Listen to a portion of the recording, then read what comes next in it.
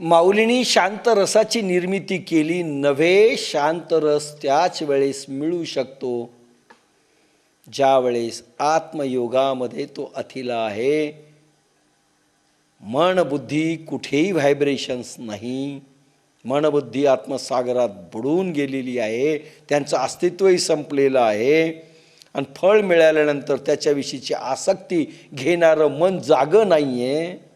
आसक्ती कोणाला आहे? मनाला. जागं नाही आहे. त्याच वेळी शांती वर्माला घालते. जो न चाहे उसकी रमा होय दासी. एक वाक्य ऐकलं म्हणजे संपलं. जो न चाहे उसकी रमा होय दासी. एर कर्म बंदे किरीटी अभिलाषाचिया गाठी कळासला खुंटी फळभोगाचिया. एर कर्म बंदे किरीटी. ज्याने ज्ञानबळ असूनही प्राण मनाला बुद्धियुक्त ठेवले नाही, अधवासना वाहू देऊन कर्मे करतो, तो अर्जुना कर्मबंधनामुळे अभिलाषाच्या गाठीने फळभोगाच्या खुंट्याला विजेचा दुरुपयोग केल्यामुळे बळकट बांधला जातो. हे आपल्या लोकांसाठीची ओवी आहे. एर कर्म बंदे किरीटी. एर ज्यांची अशी स्थिती आलेली नाही ते. मग त्याच्यामध्ये अभावयोगी येतात किंवा ती स्थिती नाही आलेले कर्मयोगी देखील येतात. कुंडलिनी जागृती पूर्वीचेही लोक येतात, कुंडलिनी जागरण झाले तेही येतात. एर कर्म बंदे किरीटी. वरचे सोडून बाकीचे. अभिलाषाचिया गाठी. ज्यांच्या इच्छा मेल्या नाहीत, वासना संपलेल्या नाहीत, अनंत जन्म अनंत वासना निर्माण केल्या, अनंत जन्मामध्ये त्याचा उपभोग घेतला, तरी ह्याही जन्मामध्ये आम्हाला वासना पळवतात त्या वस्तू, विषय आणि व्यक्तींच्या मागे. अभिलाषा संपलेली नाही, आसक्ती संपलेली नाही, विषयांच्या मागे धावतो. पूर्ण भगवंताची ऊर्जा विषय, व्यक्ती आणि वस्तूंच्या मागे आम्ही लावलेली आहे. त्या लोकांकरता जरी ते कुंडलिनी जागृत झालेले असतील, पण इच्छा संपलेल्या नसतील, वासना संपलेल्या नसतील, आसक्ती संपलेली नसेल, त्यांना कर्मबंध सोडणार नाही. खाली पडावं लागेल. कारण विजेचा दुरुपयोग केला, शक्तीचा तुम्ही दुरुपयोग केला, खाली पडावं लागेल. बंधनामध्ये याल.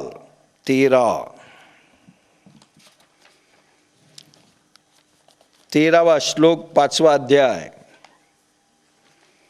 सर्व कर्माणि मनसा संन्यस्यास्ते सुखं वशी नवद्वारे पुरे देहि नैव कुर्वन्न कारयन्.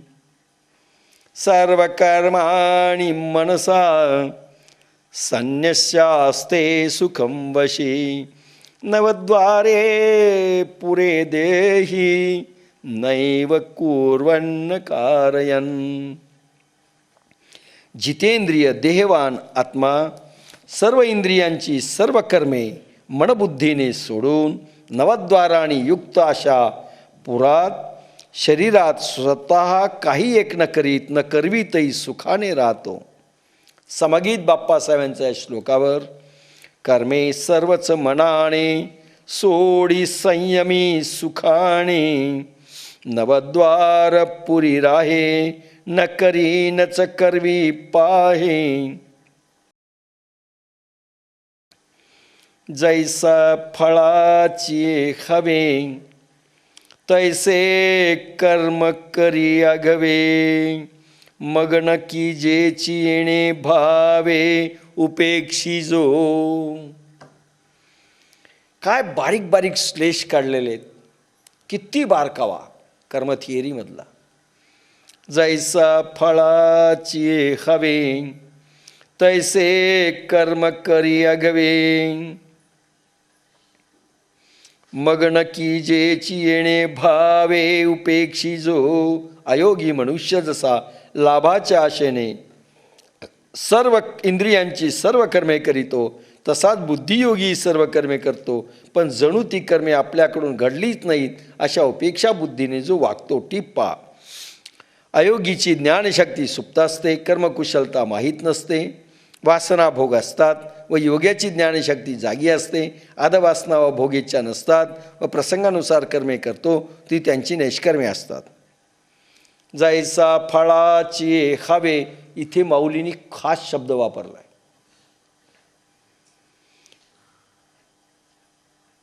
आणि इथे खास गोम आहे. सगळे महाराज तुम्ही सांगताना ऐकत असाल, कर्म थिअरीमध्ये सगळा गोंधळ आहे हिंदुस्थानात, सगळ्या धर्मामध्ये, सगळ्या पंथामध्ये. अर्थाचे अनर्थ फार आहेत, प्रचंड आहेत.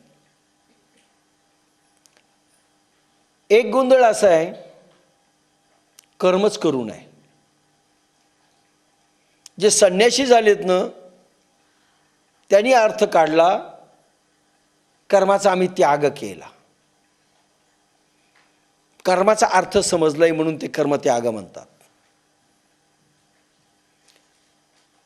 आणि म्हणून माऊलींनी सूक्ष्म व्याख्या केली. पुराणांतरीची किंवा उपनिषदांची वेदांची भाषा समजली नाही. कर्म त्याग करायचा भगवान कपिल महामुनींनी सांगितलेलं कर्मत्याग लक्षण म्हणजे संसार सोडायचा आणि संन्यासी व्हायचं असा अर्थ सर्व धर्मपंथांनी केला. आणि एकदा संन्यासी झाले की कर्मत्याग झाला. भगवान गोपालकृष्णांचा अर्थ, माऊलींचा अर्थ, कर्म म्हणजे प्राणांचा प्रवाह, अपान उदान व्यान समान यांचा प्रवाह. तो जोपर्यंत थांबत नाही तोपर्यंत कर्म थांबत नाही. आणि म्हणून कर्म कधीच थांबत नाही ही व्याख्या आहे. म्हणून मागची ओवी आपण पाहिली सुरुवातीची आज, की करते पण संपवा, कर्म संपणार नाही. भलेही तो संन्यासी असो, कर्म संपणार नाही, कर्म करावं लागेल. जोपर्यंत प्राण प्रवाह वाहतो, अपानांचा प्रवाह वाहतो, उदान व्यान समान वाहतात आणि नाग कूर्म क्रकल देवदत्त आणि धनंजन यांचा संघ जोपर्यंत चालू आहे तोपर्यंत कर्मत्याग नाही. एक. आता काय, पहिली ओवी काय म्हणते आपण पहिल्या प्रथम काढलेली आज, करते पण संपलं पाहिजे, कर्म संपणार नाही. म्हणजे तो संन्यासी झाला, म्हणजे तो सिद्ध पुरुष झाला, म्हणजे तो संसार करून करते पण संपवा. आता मी सांगितलं त्याचं आता डिटेल नको. इथे काय म्हटलंय, तिसरं काय सांगितलंय माऊलींनी मागच्या ओवीत, आता आलं, फळाला विटा. कर्म केल्यानंतर ॲक्शनची रिॲक्शन होणार. अहो तुम्ही काम केलं, ऑफिसमध्ये जाऊन तुम्हाला फळ पगार मिळणार नाही. मी पगाराचा त्याग करतो, चालेल? बायकां पोरं असे मारतील ना, नाही चालणार. स्वयंपाक करायचा, आता मी फळाचा त्याग करतो, नाही चालणार. कोण म्हणलं फळ त्याग करा? मग कर्म त्याग नाही, कर्म केल्यानंतर फळ त्याग नाही, फक्त कर्तेपणाचा त्याग आहे. आता फळ त्याग, फळ भोगायचंय, फळ त्याग नाही, फक्त आसक्तीयुक्त फळ नका भोगू एवढंच सांगितलंय. फळ भोगायला मनाई नाही, संयमित उपभोग. म्हणून फळाचा उपयोग करा, उपभोग घेऊ नका. आपण म्हटलंय विषयांचा उपयोग करा, उपभोग घेऊ नका. जीवन जगण्याकरिता जेवा, जेवण्याकरता जगू नका. जेवण्याकरता जगणं म्हणजे कशाचा उपभोग? फळाचा उपभोग झाला. आणि जीवन जगायचं, जिवंत राहायचं म्हणून मला उपयोग घ्यायचा आहे. उपभोग आणि उपयोग याच्यामध्ये फरक आहे. उपभोग आसक्तीतून निर्माण होतो. आमचा जन्म खाण्यापिण्यासाठी आणि याच्यासाठी झालेला आहे असं मानणं उपभोग झाला, आसक्तियुक्त फळ झालं. आणि उपयोग करायचा आहे, मला शरीर भगवंतानी दिलेलं आहे ते चांगलं ठेवलं पाहिजे म्हणून जेवायचं आहे. मग जेवणाचे प्रकार, चहा किद्दा घ्यावा, मग चहा जर हानिकारक असेल तर मी कमी घेतला पाहिजे, ठीक आहे 1 कप घेईल. आम्हाला जुळतच नाही ती गोष्ट वेगळी. एक उदाहरण दिलं आहे, म्हणजे चहावर मी टीका करायला असं नाही, सोडायचं आहे असं नाही. का सोडायचं? आपण भगवंतानी निर्माण केलेलं आहे. पण किती घ्यावा याचं हे आहे. कलियुगीन अमृत आहे ते, कोण म्हणलं सोडायचं? पण किती घ्यावा याचं एक लिमिटेशन्स. शरीर प्रकृती खराब करणार नाही इतका उपयोग चालतो. उलट ऊर्जा वाढली पाहिजे, योगाग्नी वाढला पाहिजे, तेवढा उपयोग करायला. अन्न कसं घ्यावं? उपयोग झाला पाहिजे, विष बनलं न पाहिजे. विष बनला, उपभोग घेतला, लक्षात घ्या. म्हणून उपयोग झाला पाहिजे, ज्याच्यामुळे धर्म जागरण होईल, ज्याच्यामुळे ऊर्जा जागरण होईल, ज्याच्यामुळे शक्ती मिळेल, ज्याच्यामुळे शरीर टिकेल, तो उपयोग चांगला आहे. दोघंही हाव आहे, दोघांनाही हाव आहे, लक्षात घ्या. आता शब्द माऊलींनी वापरला आहे. अगोदर फळाची विटे, आता खरा शब्द टाकलाय, दोघंही फळाच्या मागे आहेत. मोदीजी महाराजांनी नोकरी केली, पगार फेकून दिला असं नाही. आम्हाला उपभोग घ्यायचा नाही असं नाही आहे, उपयोग घ्यायचा आहे, उपभोग नाही. शरीराचे इंद्रिय मारायचे नाही आहेत, ते जगवून उभे करायचे, त्यांची शक्ती वाढवायची. त्यांची शक्ती नष्ट करणं हा उपभोग झाला. इंद्रियांची शक्ती नष्ट करणं, कामी, क्रोध आणि कामानी, सेक्सनी, सगळ्या इंद्रियांच्या शक्त्या नष्ट करणं हा उपभोग झाला. पण आम्हाला बायको पाहिजे, संसार नीट करण्याकरिता उपयोग आहे. बायकोचा उपभोग घेऊ नका, उपयोग घ्या. लक्षात आलं? म्हणजे प्रत्येक गोष्टीचा असा फरक. हे दोघंही हाव करतात.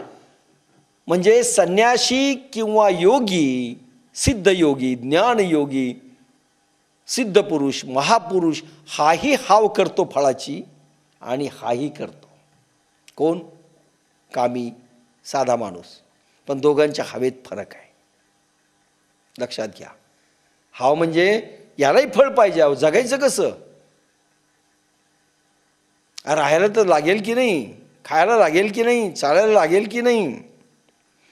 जैसा फळाची हवे तैसे कर्मे करी अगवे. दोन्ही सारखे कर्म करताना दिसतात. यालाही बायको आहे, हाही पोरं काढतो, हाही मुलं काढतो, हाही नोकरी करतो, हाही करतो, हाही व्यापार करतो, तोही व्यापार करतो. बाह्यतकारी वाटतो, काय फरक आहे यांच्यात? हा सिनेमाला जातो, हाही सिनेमाला जातो, पण दोघांच्या दृष्टीत फरक आहे. मगन कीजेची येणे भवे उपेक्षी जो.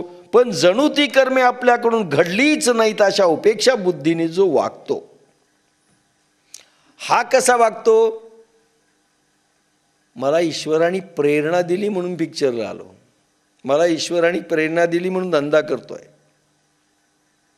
ज्या दिवशी ईश्वर नाही सांगेल मी नाही करणार. हा ईश्वराच्या स्फुरणेनी, प्रेरणेनी वागतो. हा करता नाही आहे त्या कर्माचा. म्हणून याला फळ जरी भोगलं, याला हाव जरी दिसली, हा व्यापार जरी करत असेल पैसे मिळवण्याकरता, तरी ती हाव नाही आहे, आसक्ती नाही आहे, करते पण नाही आहे, कारण ईश्वरांच्या प्रेरणेसाठी करतोय. याच्या दृष्टीमध्ये बदल आहे. दृष्टी बदलायची, सृष्टी नाही बदलायची. सृष्टी तीच राहणार आहे. दृष्टी बदलायची, आपली पद्धती बदलायची. अरे पिक्चरमध्ये गेले, राधा आणि कृष्ण डान्स करतायत, रासक्रीडा करतायत, असा विषय घेतला तर तुम्हाला बाधेल? छान झालं, ते सोमानीची ज्ञानेश्वरी संपली. नेहमी गोकुळ वृंदावन रासक्रीडा, छान ऐश्वर्या राय आणि अभिषेक बच्चन नाचायले, संपलं. ऐश्वर्या रायला पाहिल्यानंतर अरे राधा हिच्यापेक्षाही सुंदर होती नाही, संपलं.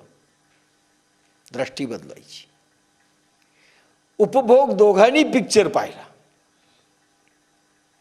पण ऐश्वर्या राय समोर राधिका म्हणून जर ठेवली, की अरे राधेचा चेहरा माझ्या समोर येत नाही, ऐश्वर्या रायचा आला आणि तिला पण राधा समजलं, तर कुठे बिघडलं? लक्षात घ्या. हर बाला देवी की प्रतिमा, बच्चा बच्चा राम आहे. आणि प्रत्येक बच्च्यामध्ये जर राम पाहिलं आणि प्रत्येक याच्यामध्ये सीता आपण पाहिली,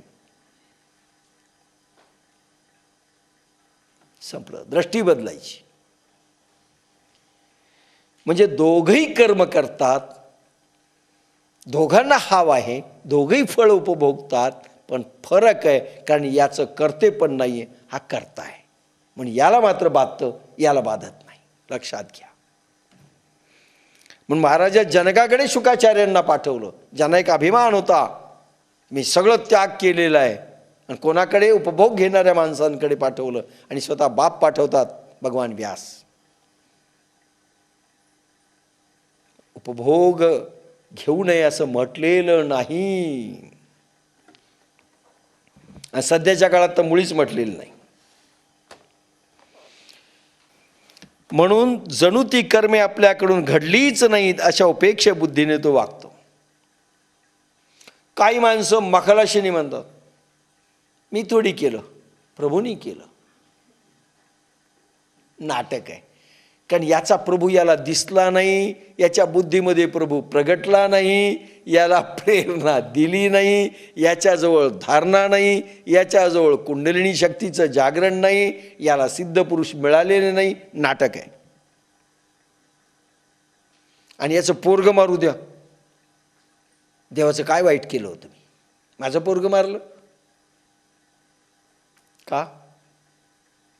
ते पोरगं तुझं नाही ना, तूच परवाच म्हणाला ना सगळं देवाचं आहे, मग जाऊ दे ना. सगळे नाटक आहेत.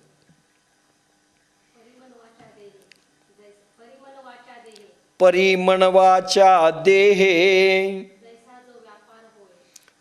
तैसा जो व्यापार होय, तो मी करीत आहे ऐसे नव्हे. प्रभू करतोय. परिमण वाचा देहे, जो ऐसा करीत आहे, तो ऐसा जो व्यापार होय, तो मी करीत आहे ऐसे न म्हणे. मी करतोय हा भाव नाहीये, कारण प्रभू प्रेरणा देतोय, प्रभू जागृत आहे, प्रभू समोर दिसतोय. आणि ज्याला दिसत नाही, नाटक आहे.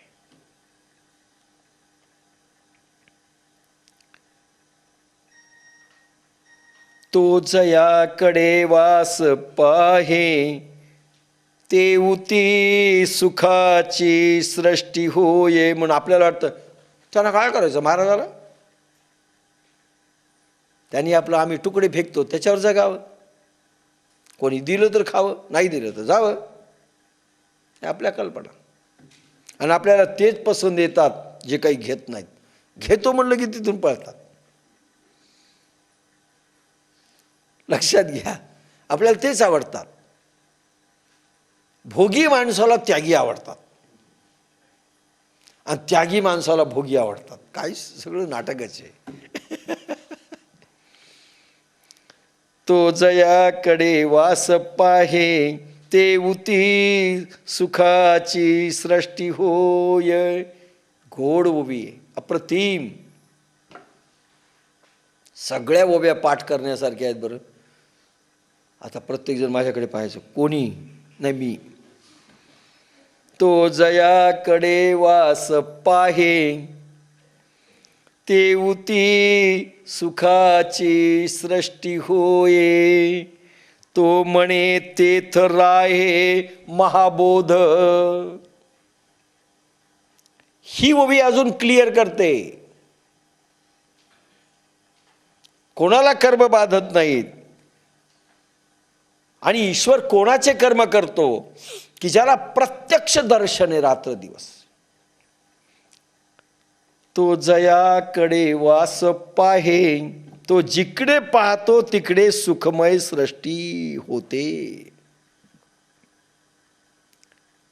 गोड ओवी आहे, पूर्ण सायन्स याच्यामध्ये, आध्यात्मिक सायन्स सगळं आलेलं आहे.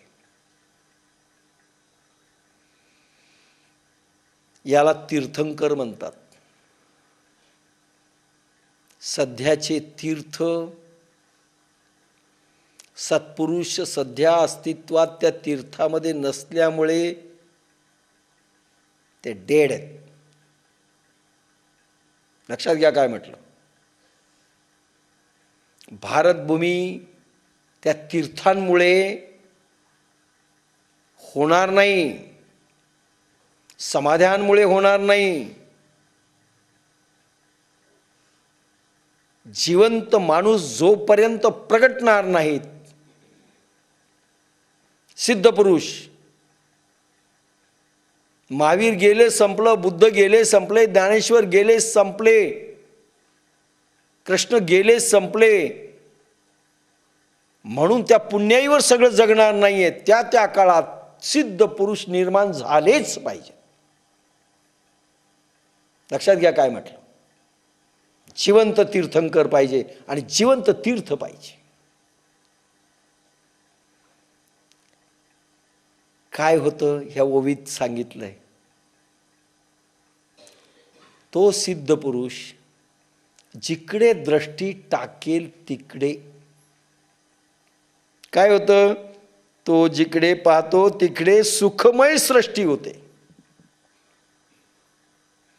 भगवान गोपाल कृष्णांना रास क्रीडा करायची. पौर्णिमेची, शरदचंद्र पौर्णिमेची रात्र आहे, वेणुनाद घुमतोय. पहिल्यांदा वेणुनादाचा चमत्कार कुठे होतोय, तर जे काय म्हणतात त्याला, निकुंज परिसर आहे, वृंदावनाचा परिसर आहे, ज्या ठिकाणी रासक्रीडा रंग घेणार आहे. करोडो करोडो फुलं लागली झाडाला. जे वाळलेले खोडं होते त्यांना पालवी फुटली आणि त्याला करोडो फुलं लागली. असे वर्णन आहेत. करोडो फुलं.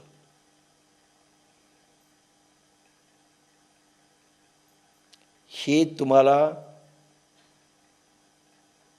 ऋषभदेवांच्या याच्यातही दिसेल, महाराज प्रथूंच्या जीवनामध्ये दिसेल. त्या तपश्चर्येच्या जोरावर दृष्टीमध्ये जी पावर येते त्याच्यामुळे सृष्टी फुलते, वसंत ऋतू फुलतो. लक्षात घ्या काय म्हटलं. हे समाध्यातनं होणार नाही आणि केव्हाही झालं नाही. समाधी तुम्हाला सिद्ध पुरुष भेटवते, संपला विषय. समाधी स्थान, तीर्थस्थान, शास्त्र ग्रंथ, मंत्रप्रयोग हे तुम्हाला सिद्ध पुरुष भेटवण्याकरिता मदत करतात, एवढंच. आणि तुमच्या गुरुनी जेवढं नेलंय, जे अनुभव तुम्हाला आले त्याच्यापेक्षा वरचे देत नाहीत, तेवढेच देतील. तुम्ही समाध्यावर जाऊन जरी बसले, माऊलींच्या समाधी स्थानाचे पुजारी झालात, रात्रंदिवस जरी साधना केली तर साक्षात्कार होणार नाही, ब्रह्मसाक्षात्कार होणार नाही. लक्षात घ्या मी काय म्हटलंय. नाही होणार. तुम्हाला तुमच्या गुरुनी जेवढं लिहिलं त्याच्यावर कुठली समाधी सरकत नाही, जरी ताकद असेल तरी. तुमचे अनुभव खुलविल, एवढंच. त्याच्यापेक्षा वर देऊ शकत नाही, देत नाहीत.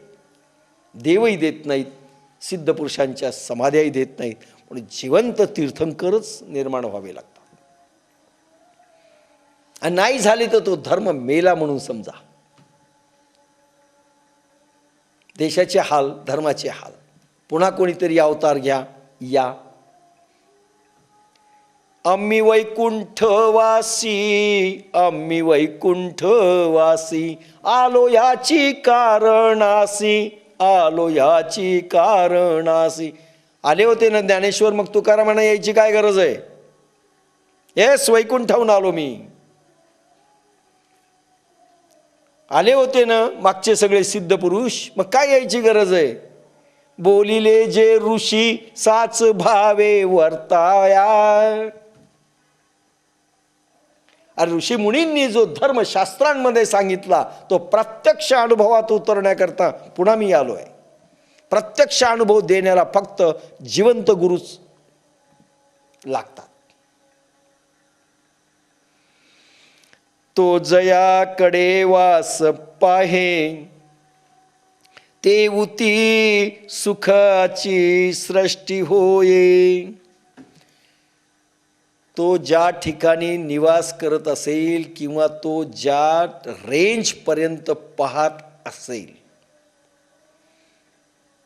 त्याच्या डोळ्याला जितका एरिया दिसत असेल तितका एरिया सुखाची सृष्टी निर्माण होते. सुख शब्दांची व्याख्या पुन्हा सांगितलेली, लक्षात घ्या. म्हणजे काय होतं? गामा विटा थिटा किरण न निघता अल्फा किरण प्रचंड निघतात. पण ज्यांना प्रारब्धाचे भोग भोगायचे त्यांना कृष्ण जरी अवतरला तरी भोगावे लागतात. कोणालाही भोगावे लागणार. पण ती दैवी शक्ती त्या सत्पुरुषामुळे अनेक लोकांचा जर श्रद्धा वाढली, अनेक लोकांनी प्रेम ठेवलं, तर त्यांच्या जीवनात फरक पडतो,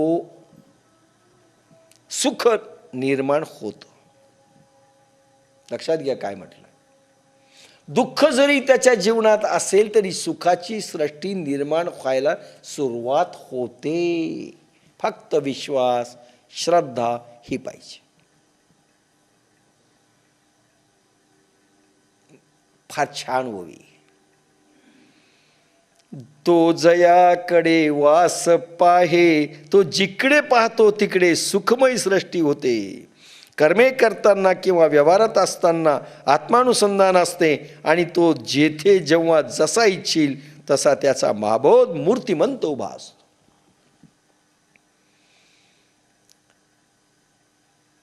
काय दिवाळी सुखाची असते. संत आले घरा तोची दिवाळी दसरा. तुकाराम. घराला ते सिद्ध पुरुष आले ना तर दिवाळी आणि दसरा आहे. पुन्हा दुसरा सण नाही, ती दिवाळी आहे, तो दसरा आहे. सुख, सुखाची निर्मिती होते. मनामध्ये दुःख आणि सुख दडलेलं आहे, लक्षात घ्या. मनच दुःखी होतं, मनच सुखी होतं. सुख झाल्यानंतर दुःखाची निवृत्ती होते हे खरं आहे. पण दुःख निवृत्ती झाल्यानंतर सुख मिळतं खरं नाही. पुन्हा वाक्य ऐका. दुःख निवृत्ती झाली म्हणजे सुख मिळालं असं नाही. एक बाई रडते, डस डस डस, नवऱ्याने मारलं, गेले 4 जण. मारीतच असतात, मारीतच असतात. थोडं सहन करायचं. मला ती इतकं मारलं 4-5 काठ्या, तुला ती एकच मारली, तिचं दुःख झालं कमी. पण सुख मिळालं का? आणि सुख जर मिळालं तर दुःख राहिलं का? म्हणजे दुःख गेलं म्हणजे सुख मिळालं असं नाही. आणि माणसं सगळे सुखाच्या मागे आहेत आणि सुख कधीच मिळत नाही हे नंतर कळतं मरताना. दुःख निवृत्तीच्या प्रयत्नात सुख मिळेल असं वाटतं, पण सुख कधीच मिळत नाही हे मरताना समजतं. लक्षात घ्या, सुख फक्त परमात्म्याजवळ आहे. आणि मनामधला हा जो बोध आहे दुःख आणि सुखाचा घेण्याचा, संतांच्या सानिध्यामुळे, त्या सत्पुरुषाच्या सानिध्यामुळे मन तसं पॉझिटिव्ह विचार करायला तयार होतं. हा दुसरा अर्थ आहे. मनामध्ये सुख उत्पन्न होतं. अरे मी ठेविले अनंते तैसेची राहावे, प्रभू अनुदान देत राहतो, न मागणाऱ्याला जास्त देतो. त्या सत्पुरुषांच्या मार्फत देतो.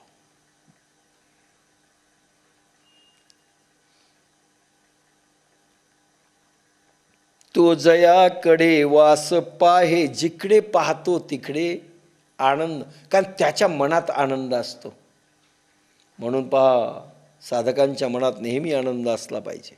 तर आपण ज्या घरात जाऊ तिथे आनंद देऊ, नाही तर काही लोक गेले तिथे दुःखच देतात, निगेटिव्हच असतं.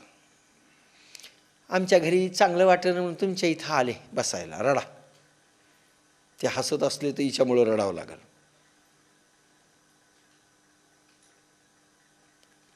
काही माणसं म्हटलं ना, कालच मी एक उदाहरण दिलं, काही निगेटिव्ह अप्रोचचे असतात. काल छानच, काल का परवा, कालच दिलं ना, की एक मुलगा होता, त्याला आई होती, त्याला एक बहीण होती आणि एक वडील होते, 4. त्याला कोणीतरी सांगितलं ज्योतिषानी की 3 जण जाऊन ये म्हणतात ना, पूर्वीच्या काळी फार होतं पहा, 3 असले, ए 4थं घे. 3 जण पोरगी पाहायला गेले तर 4था घेऊन जा. मग कोण ड्रायव्हर, कोणीतरी घेऊन जायचं. निदान एक पोरग बाटूक, ज्याला काहीच कळत नाही, पण 4थं घेऊन जायचं. 3 तिगाडे काम बिगाडे असं त्याला सांगितलं. आता वडील मरायला टेकले. वडील मृत्यूशय्यावर असल्यानंतर लागला ना तो रडायला. आई म्हणते अजून मेले नाहीत ना. नाही मरणारच म्हणे. अरे पण मरणार, पण आत्ताच कशाला तू सुरू झालं. नाही म्हणले, मी वरच येऊ शकत नाही. म्हणले का? माझ्या जीवनात जे हाल अपेष्ट आहेत हे आपण 3घच राहणार म्हणून होतात म्हणले. 3 तिगाडे काम बिगाडे आणि माझं काम बिघडणार. म्हणले हे जाणार म्हणजे जाणार, आज जाऊ की उद्या जाऊ, आणि पुन्हा आई 3च राहणार आपण, तू मी आणि माझी बहीण. म्हणले बाबा चिंता कशाला करतोस रे, तुझं लग्न नाही का होणार? नाही नाही, अगोदर म्हणली नाही तुझं लग्न होईल ना. काय आई, काय तुझी बुद्धी आहे, मला वाटलं तू हुशार असशील. अरे माझं लग्न होईल तर होईल, पण बहिणीचं नाही का होणार लग्न? ती गेल्यावर पुन्हा 3घच, माझी बायको, तू आणि मी, पुन्हा 3 तिगाडे काम बिगाडे. ते म्हणे अरे असं नाही, तुला पोरग नाही का होणार? पुन्हा त्याने डोक्याला असं मारलं. काय आई म्हणले. म्हणले पुरं 4 झाले की नाही? डोक्याला हात मारला जोरात. अगं आई तुझं पार्सल नाही का कटणार, तू का अशीच राहणार आहेस का? पुन्हा आम्ही 3, माझं पोरग. आता अशा निगेटिव्ह अप्रोचला काय करणार कोण? ब्रह्मदेव जरी उतरला तरी.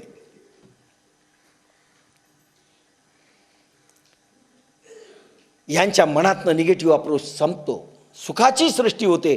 म्हणजे मन आणि बुद्धी चराचरांची त्या भागातल्या अशी निर्माण होते, पॉझिटिव्ह दृष्टिकोन येतो आणि ते किरणं त्या सत्पुरुषाचे ओढायला लागतात. कारण याची किरणं पसरलेली असतात, जे श्रद्धावान असतात ते ओढतात आणि सुखाची सृष्टी निर्माण होते. चराचराला फायदा होतो पा, जीव जंतूंनाही फायदा होतो. त्या भागात राहणाऱ्या जीवजंतूंना भविष्यात त्यांना चांगले देह मिळणार. लक्षात घ्या, किरणांचा महाप्रसाद वाहत असतो.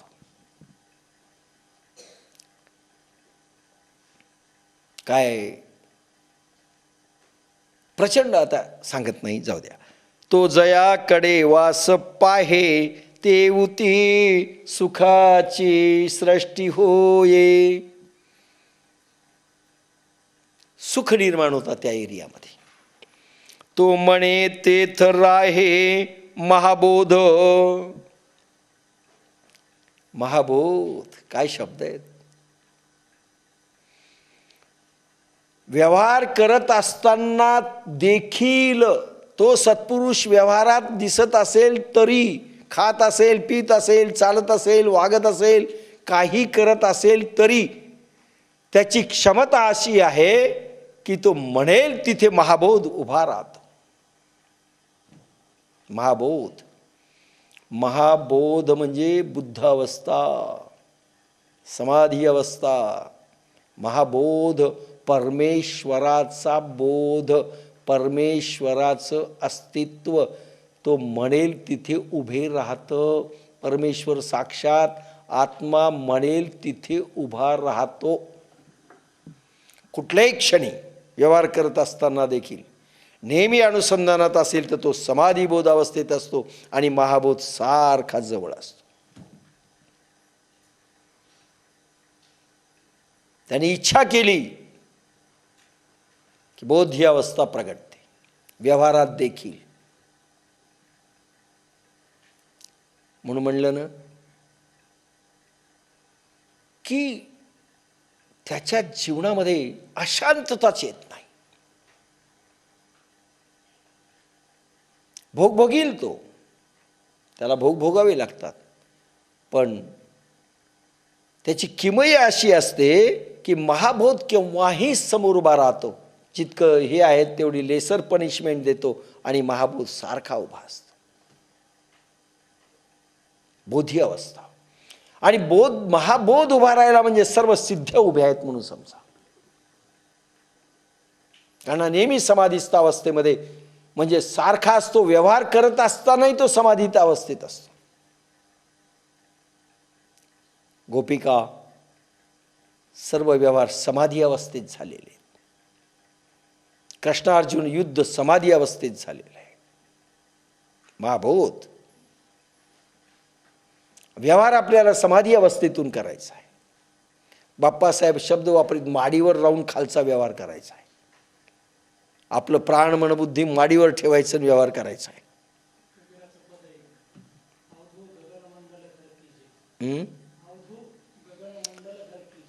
अवधूत गगन मंडल घर कीजे,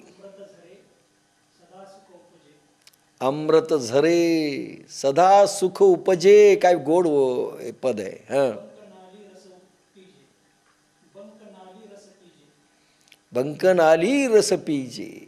अवधूत हां, गगन मंडल घर कीजे. गगनमंडलामध्ये घर करायचं, पृथ्वी तलावरचा ॲक्शन्स करायच्या सगळ्या. कबीरांचं अफाट आहे. आणि नवल वाटतं कुठल्या लाईनमध्ये राहत असून एवढं काय प्रचंड लिहिलं. महाबोध समोर उभा आहे. तो काय राजाचं काय घेतो. तो म्हणे तेथ राहे महाबोध. तसं त्यांचा महाबोध मूर्तिमंत उभा असतो. उभा आहे कुठे. मोदीजी महाराजांना बाप्पासाहेबांनी विचारलं, सविकल्प समाधी झाल्यानंतर, महाराज तुम्हाला गुरुभेट पुन्हा नाही? म्हणले नाही. तुम्ही इच्छा केली तर भेटणार नाहीत का? ते म्हणाले हो, आत्ता इच्छा केली तर उभे राहतील समोर. मग म्हणे मला गरज वाटत नाही, मी का त्रास देऊ? गरज वाटेल ना त्यावेळेस मी आवाहन करील, उभे राहतील. बाप्पासाहेबांनी आम्हालाही सांगितलं, ज्यावेळेस तुमची विशिष्ट स्थिती येईल त्यावेळेस आव्हान केलं तर मी पण समोर उभा राहील. ज्यावेळेस मला आशीर्वाद दिला ज्ञानेश्वरी घे म्हणून, तर समोर आलेच, पुन्हा नाही आले. गरज असेल येतील.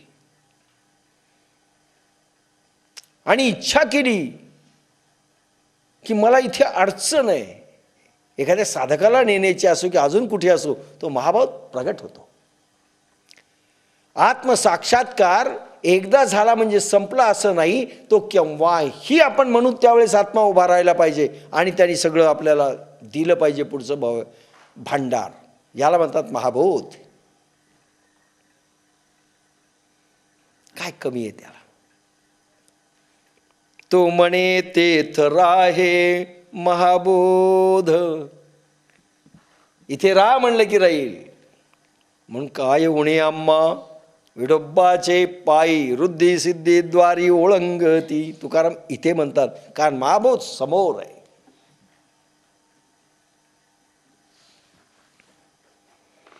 नवद्वार देही ते असतची परी नाही, करीतची न करी काही फळ त्यागी तो महायोगी. नवद्वारे असलेल्या देहामध्ये असूनही देहाशी संबंध नसल्यासारखा असतो तो अधवासना न होऊ देणारा फळत्यागी. सर्व व्यवहार करीत असतानाही काहीच करत नाही असा असतो. अनुभवा शिवाय हे गुण कसे कळेल. नवद्वार देही ते असतची परी नाही. चेतना शक्ती 9 मार्गातून आपल्या नष्ट होते. 9 द्वारातनं विषयांचा उपभोग घेते. जीवात्मा विषयांचा उपयोग 9 द्वारातून घेते. कोणकोणते 9 द्वार? 2 डोळे, नाक, किती झाले? 3. तोंड, 2 गुद, किती झाले?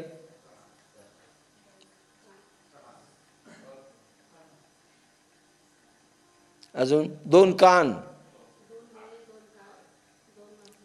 2 डोळे, 2 कान, 2 नासिका, किती झाले? 6. तोंड 7 आणि 2 गुद 9. ह्या 9 द्वारातनंच उपभोग आहे. आता डोळे झाकले तर पिक्चर काय दिसेल? हे 2 द्वार. सुगंध नाकानी येतो. खायला हे द्वार आहे म्हणूनच आत जातं. हे बंद झाले की संपलं. बलरामबाई. 9 द्वारातून जीवात्मा विषयांचा उपभोग घेतो आणि शक्ती 9 द्वारातनं आपण नष्ट करतो. चेतना शक्ती 9 द्वारातनं नष्ट होते. श्वास 9 द्वारातनं बाहेर जातो. नवद्वार देही ते असतची परी नाही. देहाचा इंद्रियांचा विषयाशी संबंध 9 द्वाराद्वारे येतो.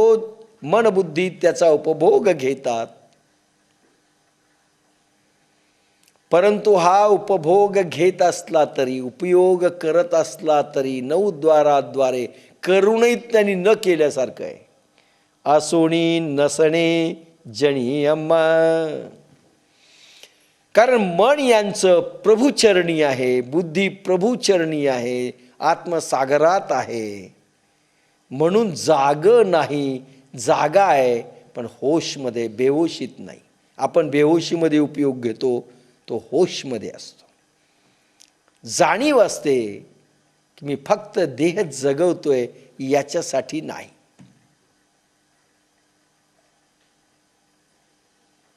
छप्पन भोग दुर्योधनाचे सोडून हा भगवान गोपाल कृष्ण विदुरांच्या घरी गेला आणि केळाचे सालपट खायला लागला.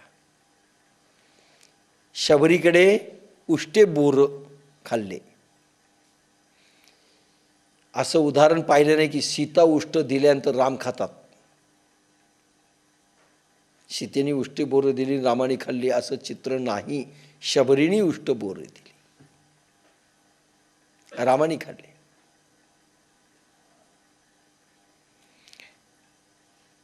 तो जागा नाहीये, मला हेच पाहिजे आणि त्याला प्रेम पाहिजे.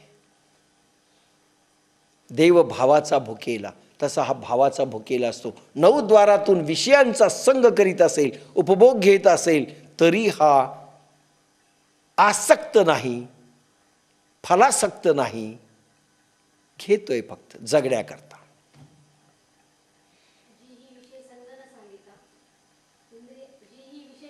जी ही विषय संगन सांडिता इंद्रियातेन दंडिता, विषयांचा संग सोडू नका आणि इंद्रियाला दंड करू नका.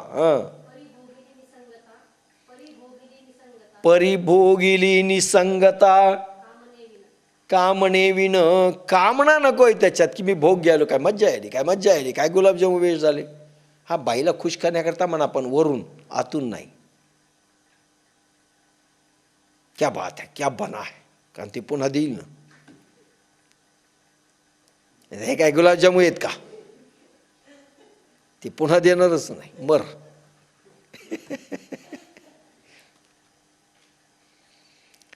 छान उभी येते. म्हणून नवद्वाराद्वारे असूनही देहाशी संबंध नसल्यासारखा असतो तो अधवासना न होऊ देणारा, सर्व व्यवहार करीत असतानाही काहीच करीत नाही असा असतो.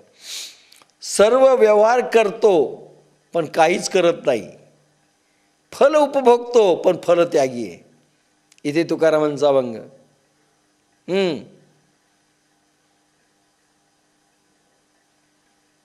असुनी नसणे जणी आम्हा, बोलो अबोलणे मरोनिया जिने. असुनी नसणे जणी आम्हा, भोगी त्याग झाला. मी भोग भोगतोय पण त्याग झालेला आहे. संगीच असंग, मी संगात आहे पण असंग झालेलो आहे. तोडिले लाग माग दोणी, तुका म्हणे नोहे दिसतो मी तैसा.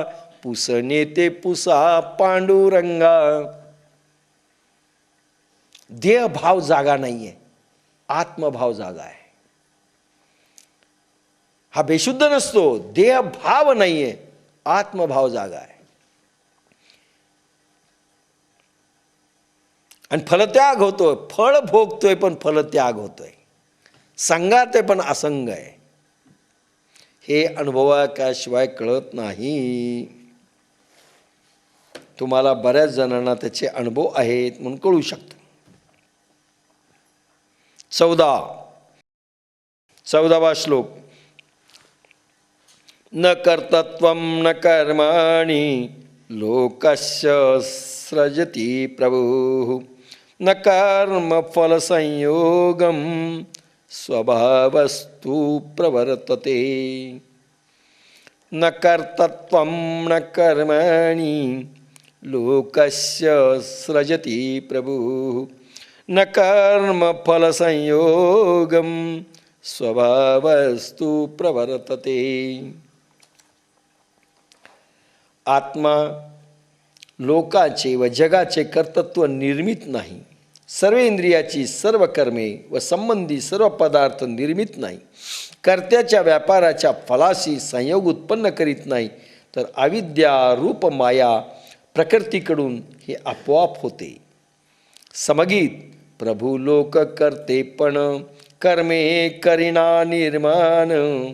कर्म फळन योजी सर्व सहजे होत राही. भक्त व्यवहार तसा व्हावा ऋषी सहजसा. आताच्या ज्या ओव्या येणार आहेत, भगवंत कसा आहे हे येणार आहेत, तसं भक्तांनी झालं पाहिजे. लक्षात घ्या. पुढच्या ओव्या भगवंत कसा आहे, भगवंताची लक्षणं काय आहेत, भगवंत कसा वागतो, कसा राहतो, कसा कर्म करतो, तसं करा तुम्ही मुक्त. कारण भगवंत व्हायचं आहे. आपण कसं आहे, भक्तच राहतात. भगवंता तू तुझं कर. 2-3 भानगडी घेतो आपण. हा एक बायको पूर्ण, तुला 16,000 होते, 2-3 करू दे, असं घ्यायचं नाही. भगवंताची लक्षणं, भावस्थिती, समाधिबोध अवस्था, वागण्याच्या पद्धती कशा आहेत तसं वागलं पाहिजे. जैसा का सर्वेश्वर पाहिजे तव निर्व्यापार. परितो चिरची विस्तार त्रिभुवनाचा. हा करता नाही आणि भगवंतही करता नाही. म्हणजे याचा करता भक्तांचा भगवंत आहे, सृष्टीचा करता भगवंत आहे, तो करता नाही म्हणून हा करता नाही. लक्षात घ्या पहिली खूण. कारण याचा आराध्य देव करता नाही तर हा करता कसा होईल? पहिलं लॉजिक मांडलंय. लॉजिक, जैसा का सर्वेश्वर, सर्वेश्वर सर्व ईश्वरांचा ईश्वर म्हणजे पहिली ओवी ओम नमो ज्याद्या. जैसा का सर्वेश्वर पाहिजे तव निर्व्यापार. जेव्हा सर्वेश्वर पाहावा तेव्हा हालचाल रहित असतो, परंतु तोच तिन्ही लोकांच्या विस्ताराची रचना करतो. ऐक ना विरोधाभास. सर्वेश्वर आहे म्हणजे परब्रह्म कसं आहे? हालचाल आहे का? नाही. चालही नाही हालही नाही, हालचाल नाही. रूप आहे का? नाही. रंग आहे का? नाही. सगुण नाही बरं का, सगुण दर्शन नाही. रूप नाही, रंग नाही, हालचाल नाही, काहीही नाही. तो म्हणजे सर्वेश्वर. व्यापार करतो का? नाही. हालचाल करतो का? नाही. परंतु तोच तिन्ही लोकांच्या विस्ताराची रचना करतो. आणि पुन्हा म्हणतो मी काही करत नाही. कोणती ओवी? हे मजची स्तव झाले परी म्या नाही केले, ऐसे जेणे जाणितले तो सुटला गा. प्रभू म्हणतो हे मजची स्तव झाले परी म्या नाही केले. माझ्यासाठी विश्व झालंय. खरं सांगा, ज्यावेळेस परब्रह्म परमात्मा काहीही नव्हतं आणि तप तप तापला, विश्वारंभापूर्वीची स्थिती पहा. एकोहम, मी एकटा असं आहे एवढाच भाव होता. आणि समाधी बोध अवस्थेत योग निद्रेमध्ये तो होता. एकटाच, कोणी नाही. आणि बहु व्हावं वाटल्याबरोबर स्फोट झाला आणि करोडो ब्रह्मांड गरगरायला लागले. चेतन सूक्ष्म निर्माण झाले. आता मला सांगा, त्यांनी केलं का? पृथ्वी त्यांनी घडवली, ब्रह्मांड त्यांनी घडवले. सांगा काय घडवलं? काय घडवलं? आपण म्हणतो हे पोरग माझं आहे, माझं आहे. कान कुठून आणला? नाक कुठून आणलं? पोटात तुम्ही कसं घातलं? त्याला जगवलं कोणी? त्याचे केस कुठून आणले? त्याचं तोंड कुठून आणलं? त्याची बुद्धी कुठून आणली? तुम्ही केलं? हे हे हे आपण फक्त एवढंच म्हणू. पण माझं आहे. तू काय केलंस? काय केलं नाही. कोणी केलं? देवानं केलं. तसा देवही म्हणतो मी केलं नाही. पण त्याची इच्छा झाल्याबरोबर प्रगटलं. प्रगट करणारी शक्ती वेगळी. प्रभूकडे अनंत शक्ती आहे. त्या शक्तीने केलं, मी नाही. काय डॉक्टर भंडारे तुमच्याकडे स्वयंपाक छान झाला, काय छान केलं तुम्ही. तो म्हणतो मी नाही केला, माझ्या बायकोने केला.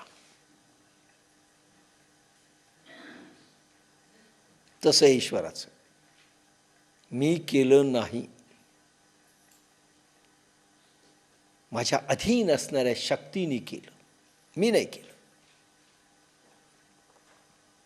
जैसा का सर्वेश्वर. म्हणून याच्या जी स्वरूपाधिक माया आहे, जी अविद्या आणि विद्या ह्या दोन्ही माया आहेत भगवंताकडे असणाऱ्या, त्या शक्तीने हे सगळं निर्माण केलं.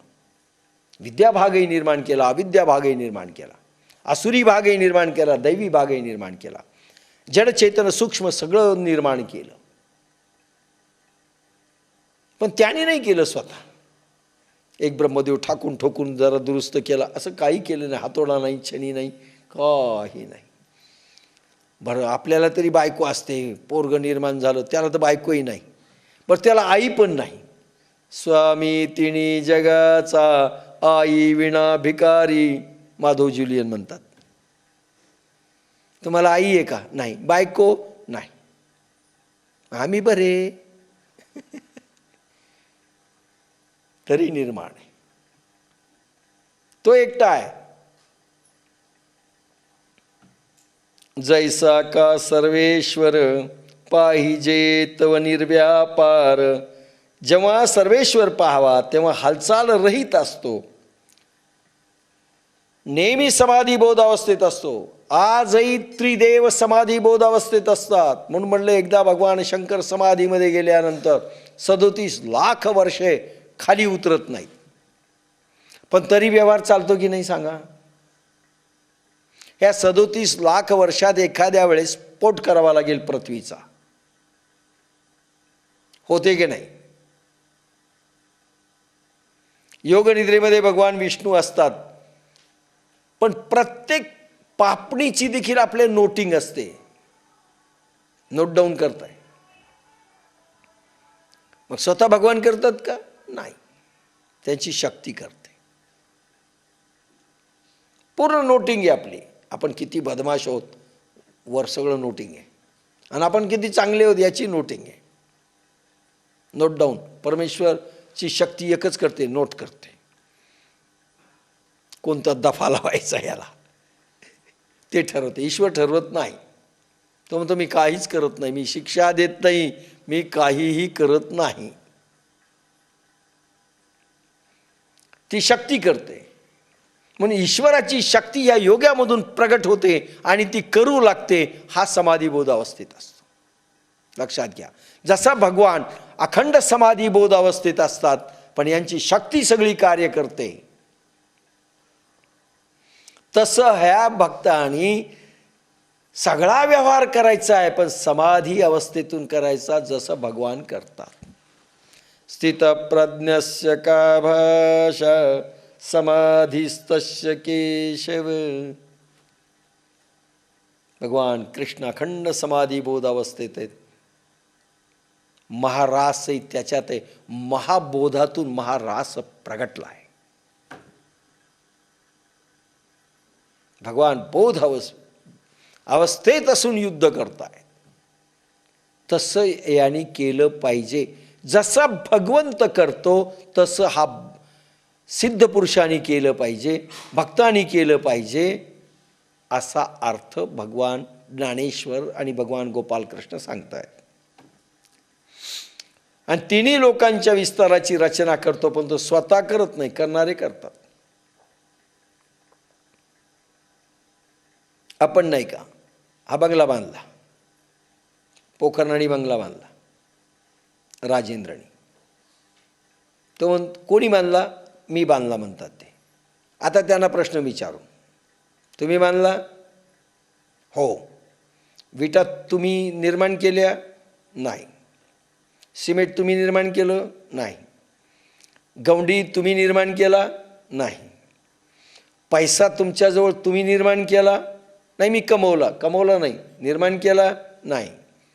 चिखल तुम्ही निर्माण केला? नाही. पाणी तुम्ही निर्माण केलं? नाही. पंखा तुम्ही निर्माण केला? नाही. सोफा सेट तुम्ही निर्माण केलं? नाही. पण तुम्हाला तुम्ही निर्माण केलं? नाही. तुमच्या बायकोला तुम्ही निर्माण केलं? नाही. मग काय निर्माण केलं? काही नाही. लक्षात घ्या. असं आहे. मजची स्तव झाले, नाही माझ्यासाठी झालंय असं म्हणा, पण तुम्ही नाही केलं. परिम्या नाही केले, ऐसे जेणे जाणितले तो सुटला गा. माझ्यासाठी सगळं झालंय, पण माझं मी नाही केलं. माझ्यासाठी पोरगं निर्माण झालंय, माझ्यासाठी पोरगी निर्माण झाली, माझ्यासाठी घर निर्माण झालंय, माझ्यासाठी गाडी आली, सगळं माझ्यासाठी आलंय, पण मी नाही केलं. तसं भगवान म्हणतात सगळं निर्माण केलंय, पण मी नाही केलं. माझ्यासाठी झालंय, माझी इच्छा होती, निर्माण झालं, पण मी नाही केलं. असं भक्तांचं झालं पाहिजे, अशी स्थिती. आणि करता ऐसे म्हणिपे तरी कवणे कर्मीण शिंपे, जे हात पावून लिंपे उदास वृत्तीचा. आणि करता ऐसे म्हणिपे, आणि त्यास करता असे म्हणावे तर तो कोणत्याही कर्माने लिप्त होत नाही. कर्ता म्हणलं, त्या कर्माचा कर्ता प्रभू कर्ता आहे असं म्हणलं तर कर्म लागलं पाहिजे. तो स्वतःला करते पण समजत नाही, कारण त्यांनी खरंच निर्माण केलं नाही. आता मी म्हणलो आमचे साधक आहेत, तुम्ही निर्माण केले, आली पंचायत पुन्हा. सगळं पहा, काही पहा. आई म्हणत आम्ही योग दिला, तुमचा होता, कुठून आणला? सगळ्या प्रश्नांची उत्तरं काय आहेत ते पहा. निगेटिव्हकडे जातं.